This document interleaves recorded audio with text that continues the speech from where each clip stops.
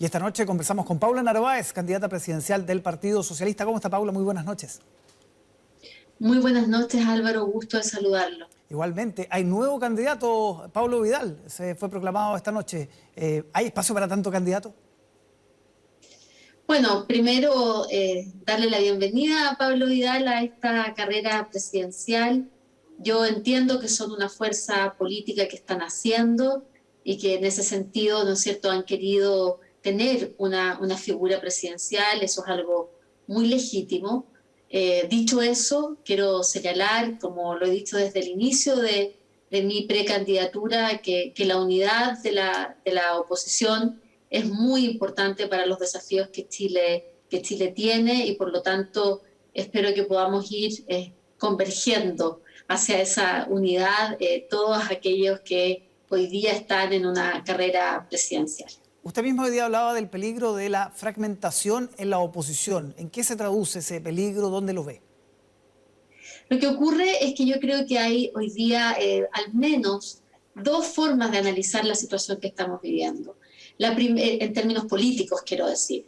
La primera, ¿no es cierto?, es entender que las fuerzas políticas, los distintos partidos, legítimamente pueden tener un proyecto de afiatamiento de su identidad, de fortalecimiento de su identidad partidaria.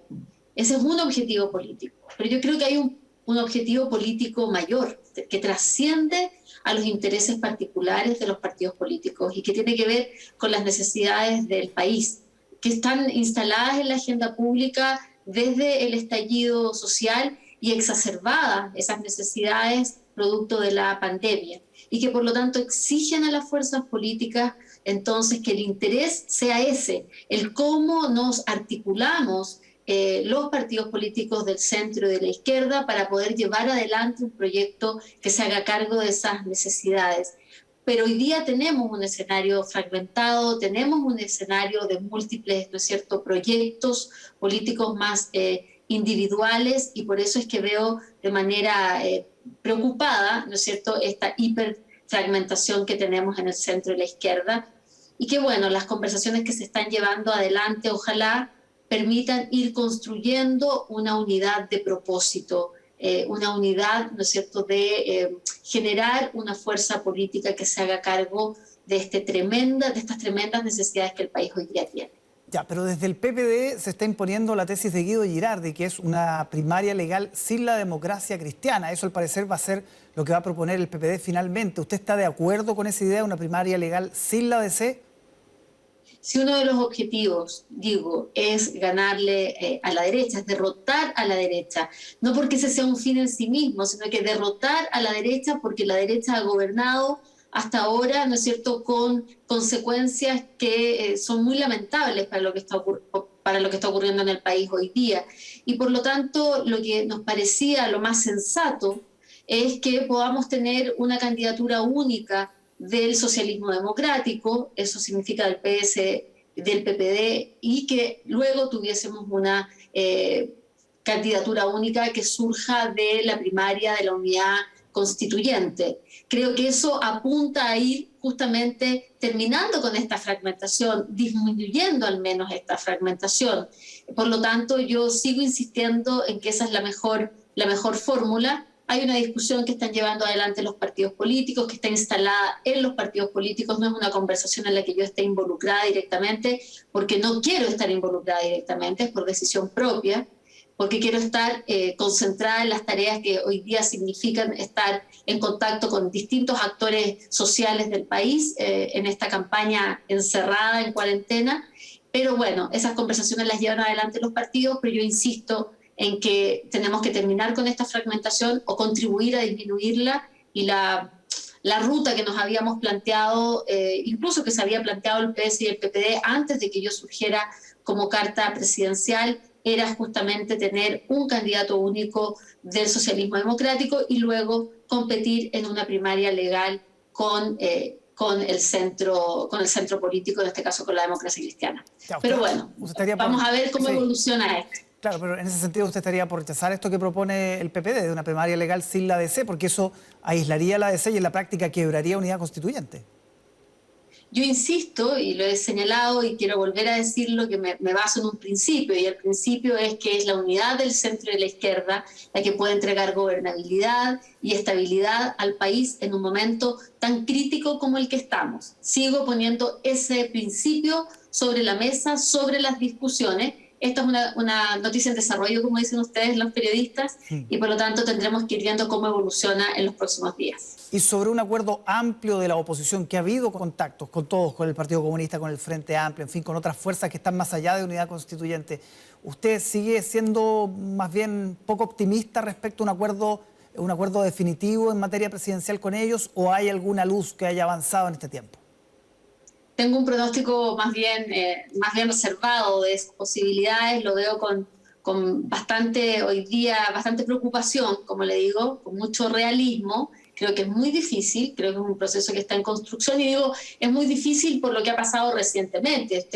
Todo el país sabe, ¿no es cierto?, que no fue posible tener una unidad electoral para enfrentar el proceso constituyente, y por lo tanto tenemos ese antecedente ahí, y sabemos, por lo tanto, las dificultades objetivas que hoy día tiene construir esa unidad, y por eso prefiero ser prudente en mis dichos, ir paso a paso viendo cómo esto evoluciona, y por supuesto generando espacios de convergencia sobre ciertos temas, sobre las ideas, sobre los propósitos, pero eso requiere de paciencia y de mucho trabajo político. Hay una de las candidatas que participó incluso en estas primeras conversaciones, me refiero a Pamela Giles, que hoy día ha dicho que podría renunciar a su candidatura si es que el gobierno apoya el tercer retiro de las AFP, incluso de no ir al Tribunal Constitucional.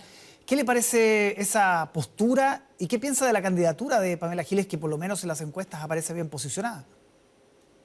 Bueno, me parece que ella hace uso de una estrategia política para poder, ¿no es cierto?, poner sobre la mesa una necesidad que el país hoy día tiene.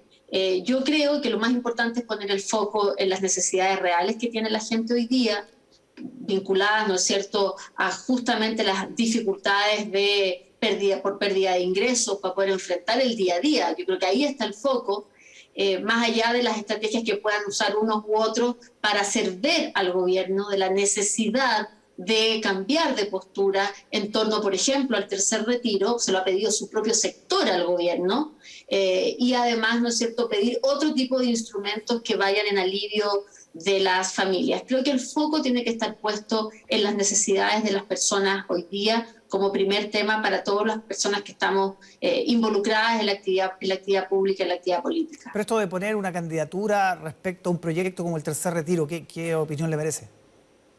Bueno, eso es algo que ella ha querido utilizar, insisto, como estrategia, que forma parte a lo mejor de una idea de poder exacerbar un gesto para ver una reacción de parte del Ejecutivo, pero creo que en realidad la situación es tan crítica la que se está viviendo en el país que no sé si las acciones mediáticas son la manera de enfrentar. Es una candidatura que genera resistencia. De hecho, en las propias filas del Partido Socialista, el senador Insulza ha dicho: no cuenten conmigo, si hay que entenderse con un comando de Pamela Giles. ¿Usted siente que ese es el sentimiento mayoritario? ¿Se confía, no se confía en esta figura política que es Pamela Giles?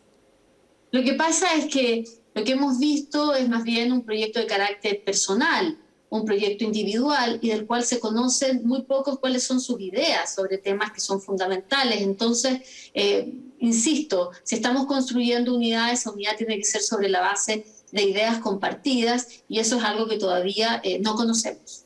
Hablando de encuestas, Paula, ¿por qué cree usted que hasta ahora han sido más bien esquivas con usted? ¿Siente que, por ejemplo, su partido podría ponerse un poco más las pilas en buen chileno con su candidatura, como ha demandado el mismo Camilo Escalona? Bueno, yo creo que el Partido Socialista hoy día, que es algo muy amplio, las bases del Partido Socialista a lo largo de todo el país, en distintas regiones, está trabajando arduamente por esta candidatura. Así lo siento todos los días en las distintas actividades que tenemos, y por supuesto lo agradezco y me siento tremendamente respaldada por el partido.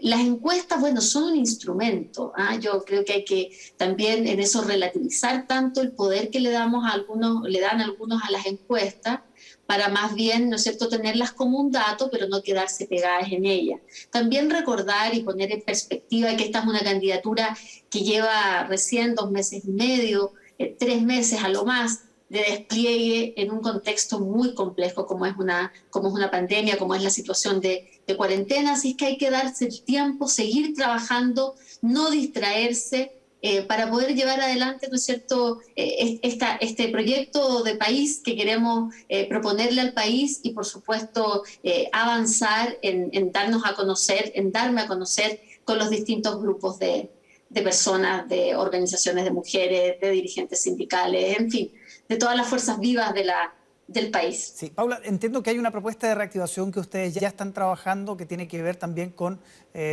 bastante ambiciosa, ¿no?, respecto a cómo reactivar la economía una vez que termine la pandemia, que termine y se vean con mayor crudeza probablemente sus efectos. ¿En qué consiste esa propuesta? Bueno, esto parte obviamente del diagnóstico que lo que estamos viviendo es una catástrofe y que luego va a venir, ¿no es cierto?, terminada, controlada la pandemia, esperemos que eso suceda durante este año, ¿no es cierto?, va a venir necesariamente un periodo de reconstrucción. Ese plan de reconstrucción que estamos planteando es un plan de reconstrucción sustentable y solidario, con un fuerte sello feminista y con un fuerte sello ecológico, que se va a hacer cargo de áreas de la vida que han quedado especialmente afectadas o impactadas por esta pandemia. Obviamente tiene que ver con la reactivación de nuestra economía, donde el Estado tiene que tener un rol central para poder movilizar la economía y para eso, ¿no es cierto?, reactivar empleos de manera, ¿no es cierto?, de poder generar empleos principalmente para quienes han sido más impactados durante la pandemia, como son las mujeres, poder también al mismo tiempo proteger ingresos. Es probable que tengamos que prolongar un ingreso de emergencia, una renta básica de emergencia durante todo el año 2022, de manera que las personas puedan a partir de ahí, ¿no es cierto?, despegar y empezar a normalizar sus vidas y también con eso movilizar la economía. Una infraestructura, una inversión en infraestructura que permita hacernos cargo de la crisis que hay en materia de viviendas. Estamos preocupadas por la situación de los campamentos, cómo han proliferado, cómo han aumentado y por lo tanto también hay que hacer una fuerte inversión en vivienda. Tenemos que hacer una fuerte inversión hacia, por supuesto, la salud,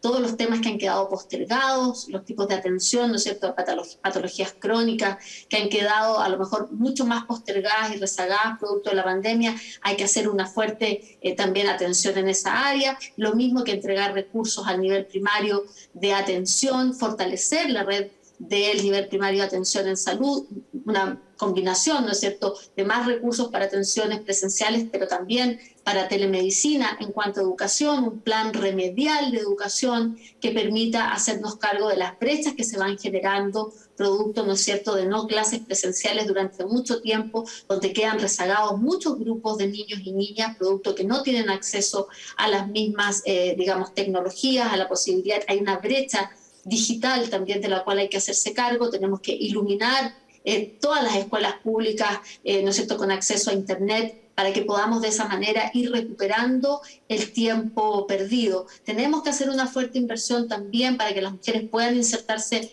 al mundo del trabajo en materia de salas cunas. Hay que seguir fortaleciendo esos programas de salas cunas, tanto para los distintos tipos de trabajadoras, de manera que tengamos el tema de los cuidados, en lo que se refiere al cuidado infantil, también abordado. Creo que hay que hacer una importante mención y especial mención a las pequeñas y medianas empresas que están sintiéndose acogotadas en esta emergencia. Hay rubros que están especialmente afectados, como es el rubro hotelero, gastronómico, por mencionar algunos, que me han ido planteando sus necesidades y se requiere también reconstruir el fomento productivo desde los territorios, desde la localidad. Tenemos que ayudarlos a aliviar sus deudas, tenemos que condonar deudas cuando se puedan y dependan del Estado, pero al mismo tiempo ayudarlos a reprogramar deudas de manera que cuando estén realmente en el curso, comillas, más normal de sus procesos, puedan irse poniendo al día con esas deudas, pero no pagando un fogape como es hoy en plena cuarentena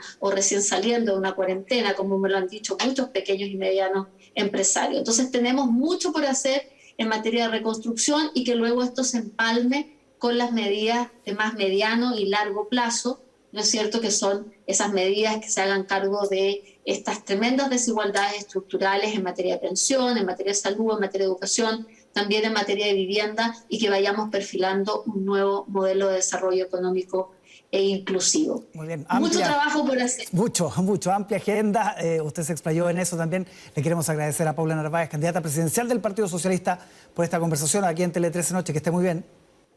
Muy buenas noches, muchas gracias, Álvaro.